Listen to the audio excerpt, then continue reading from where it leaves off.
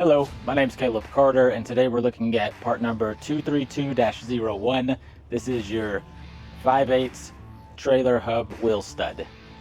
Let's take a look at it. Alright, so this is 232-01. This is your 5/8 trailer hub wheel stud, commonly found on 8,000 pound axles, 9,000, 10,000, and sometimes 7,000 pound axles, but I'd say more commonly 8K axles. So let's just dive into it.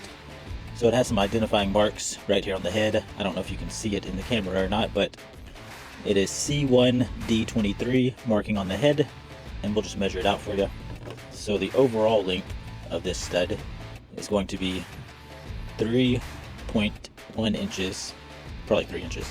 The head on him is going to be 0.93 inches, and the knurl diameter right here, where it actually presses into the hub, the most important thing you need to measure is the knurl diameter. It's going to be 0.68 or 0.69, and the length from the bottom of the head to the end is going to be 2 3/4, 2.75 inches, and it's 5/8 by 18 threads.